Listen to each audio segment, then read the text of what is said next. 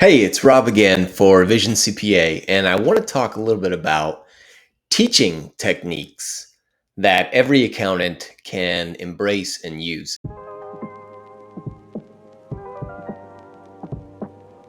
And this is an interesting conversation because most people will say right away, well, I'm not a teacher, so, that's not really something that's that relevant to me. But I've kind of come across this recently in a podcast on Accounting High, where I heard someone talking, this woman named Nicole. She's got a really great client advisory service practice, and she's talking about how important it is to teach your staff and teach your clients the same concepts at the same time so that they're on the same page, speaking the same language, and kind of executing against the same playbook, which is really this fantastic insight that she has. And it makes me think a little bit about something that I've been thinking about more, which is how can I make accounting content more interesting, engaging, relatable for people to learn? The reason I'm thinking about this is because it's spring semester is about to start and I'm going to be teaching accounting again. And this time I am teaching a accounting principles course. That's an introduction course that includes students who are business majors, marketing majors, finance majors, of course, also accounting, but then, even management majors, like all kinds of non-accountants as well. And so I'm asking myself, how can I make accounting concepts and content more engaging, relatable, and also easier to understand for these students who have to learn everything from like debits and credits to financial statements to different types of business models and how this information is presented and basic concepts of GAAP and the underlying principles. All this is a lot to take on for someone who's not volunteering to dedicate their career to this type of discipline. It becomes a lot of information. So I've been thinking about that a lot, heard this podcast. So I'm kind of in the sort of like teaching and better teaching mindset. And when Nicole from Momentum Accounting kind of was talking about this, it really made me think about this a lot more. So there's some advice that I requested on Reddit and on TikTok about how to teach accounting concepts even better. And I got tons of response. I didn't actually know if I would get a lot of response or not. I got a lot of response, and some of it's like really fantastic. First of all, it was very generous that people even responded at all. But second, some of them gave like really good advice. So I can share a couple of these things as food for thought, not just for teachers, but how to like keep your staff and your clients on the same page as well, so that you can have a better practice overall. So here are some teaching techniques to kind of make the whole process of accounting more effective for staff, for clients, for all kinds of stakeholders involved in these types of discussions. So first of all, no surprise, they recommended to keep information simple, but they took it a little bit further than just, hey, keep it simple. They kind of broke down in a few different ways of how to keep things simple. So they said, make it relatable, make it visual, make it fun, practical, relevant, right? And they said this in a bunch of different ways, bunch of different comments, bunch of different sort of ideas and responses and posts on this. But honestly, overall, like really great sort of kind of channels to think about this in. So relatable. So a lot of people talked about using everyday examples, right? You want to explain depreciation, talk about a car, right? You want to explain cash flows, talk about somebody's personal checking account. And that's when several people actually said, use personal finance concepts as a way of understanding accounting concepts, and then maybe even have them sort of think about or even prepare a personal financial statement, or at least go through the exercise of thinking through this using the accounting equation and this kind of stuff, thinking about assets and liabilities and equity, what their actual sort of claim of ownership of their own financial lives. Kind of use these things to make this more relatable. I thought that was great advice, great insights. When it comes to making it visual, several people commented that visualizations and flowcharts, especially flowcharts through the financial statements, helped them learn financial accounting concepts initially. And of course, this reminds us that lots of different people learn in different ways, right? Some people learn more visually, some people learn by reading, some people learn by speaking, some people learn by interacting like iteratively over time. And then many people have to combine multiple of these sort of modalities to really grok and deeply understand a concept. So, a reminder to include visualizations among those things with like the flow charts and or dashboards and visualizations of KPIs, key performance indicators. Those were good reminders as well to make it visual. Then, of course, make it fun, right? So you can use quizzes and you can try games. And then some people even said experiential kind of learning. And I was surprised that people not involved in education may use a term like it. Since these are open forums and in some ways pseudo anonymous or pseudonymous or perhaps even on Reddit like completely anonymous, it's possible there were some educators sprinkling comments in there as well. So when you talk about experiential learning, that's like making someone go through an experience that forces them through the steps of applying the concept as a way to learn the concept. So you could like put them in almost like role playing scenarios or like a project or group project where they're like running a business and trying to figure out how to make it profitable or reduce a liability or pay off a debt or break even or increase cash flow or something like that as kind of like the goal or the game that they're trying to kind of play, which kind of brings up another point that people said, how can you make it gamified? Can you use gamification in some way, right? So get to that in just a second, but this kind of brings up how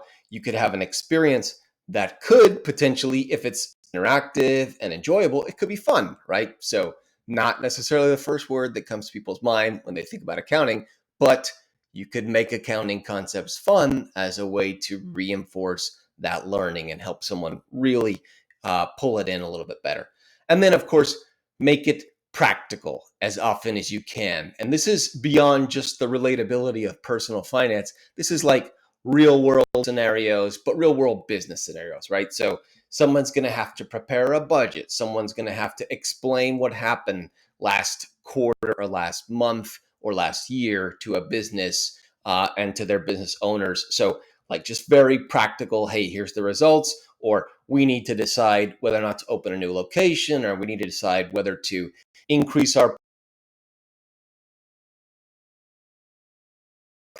putting the ideas into practice. That's how you can make something very practical. And then finally, relevancy, make it relevant through things like current events, news, and then, of course, like the big stories that we're all familiar with. So, current events, right? Even what's going on, conversations about tariffs and trade, or conversations about businesses that headlines on a daily basis, right? Nvidia and Tesla are making headlines pretty frequently. United Airlines has been making headlines.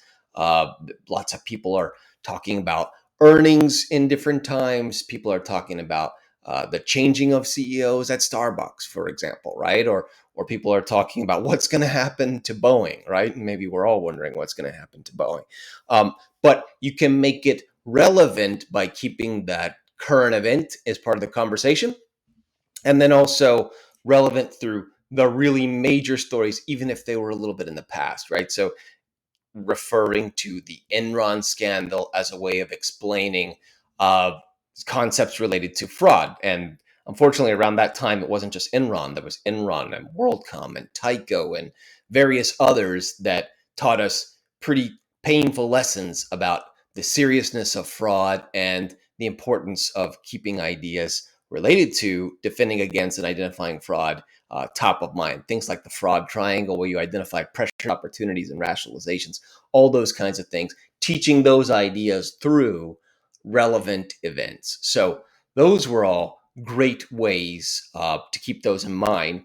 But when I heard that sort of conversation about, hey, we all kind of need to be teachers, we all need to be able to teach our team, we need to be able to teach our client, and or clients. And by teaching your team and your clients the same thing, you have them on the same page working towards goals together. For me, that feels even more transformational, right? So if we're teaching students or teaching our colleagues or teaching ourselves, and at the same time teaching clients those same concepts so that they're now speaking a common language, so that they're now working off the same metrics and the same KPIs and the same business goals, like increase cash flow and increase profitability and pay off debt and make a strategic acquisition or make a sale of the business because they're now at that point in the business cycle, then those are just really powerful messages about having the whole sort of stakeholder team align towards the same goals. And that makes you think, okay, how can I take these kinds of teaching ideas beyond just a classroom setting and into the actual workplace setting? So, like, when is it appropriate and relevant to use role playing? Well, that's probably more for like some type of training scenario, or maybe even some like pre-recorded content, like digital content, like videos and or podcasts and or conversations or newsletters, even those kinds of things. But you want, if it's role playing, you want it to be something interactive with the learning audience, right? So that's where you kind of like get into more like a seminar or a breakout session of a conference. That might be kind of a place where role playing could be a little bit more amenable and available to the audience. So, in a workplace setting, maybe conferences, maybe even team trainings, those are the times that role playing is available. And then something else that poster said that I thought was actually really good was that the professor had assigned them homework or like problem sets kind of at the beginning of class, and then they do a lecture and they go over the concepts, and then harder problems at the end of class. So you almost like use a stair step method. So if you were to translate that into the work environment, maybe you've got somebody on your team and start up to preparing that section of the financials. Or if you're talking about teaching your client an important concept, you kind of walk them through a single transaction or a single relationship just with the simple concepts. And then you kind of zoom out and say, okay, now let's look at the entire business, how it's performing in that way, how gross margins are actually cascading and having this effect, how paying this one vendor, like every single time you get the invoice right when you get it, instead of kind of putting it in a queue for accounts payable, how that ends up impacting your cash flow and how much cash flow is almost like available to you to be gained positively for strategic investment and or disbursements or whatever is appropriate, whatever your goals are, how that can kind of relate to it and drive the bigger goal. So that sort of stair step method I thought was really creative and insightful. And then finally, you kind of take the gamified approach and ask yourself, okay, how can we make a game out of this? Well, your client probably doesn't want you to necessarily play a game with their financials. That's not maybe the right tone, although you never know. For the right client, they might totally be into that. But for your team, at least, you can turn something into a game. You can use trivia, you can use challenges, you can use simulation. You can someone even mentioned like a an online game that I looked up, and it looks pretty interesting. It is a commercial game, so it's called Go Venture, and apparently universities can subscribe to this, and maybe like firms and teams can subscribe to this as well. I'm definitely digging into that a little bit more because it looks pretty interesting. But anyways, different ways of taking gamification and kind of applying that to the lesson is super interesting as well. There's one person who obviously is like incredibly creative, and they said, "Hey, maybe you could walk them through the scenario of Breaking Bad, right, and explain it through the show Breaking Bad, and like how different things that he did kind of would flow through financial accounting, right? How they like would flow through an income statement, and then his statement of retained earnings or whatever, and then even like investments that he made when he was in the show. I guess they invest in equipment. I remember it. It's just been a long time. They invest in equipment. They get bigger and bigger. and then they kind of like work on pricing. They have a pricing strategy that was pretty interesting, and so mixed feelings about like some other content that relates to Breaking Bad, but nonetheless, it's been so popular and beloved for so many years, and such great acting and writing and music and all those things, that maybe people would tolerate the disagreeable part of the conversation, just because it would be such an engaging experience, and how you could look for KPIs throughout Walter White's, I guess, experience as an entrepreneur.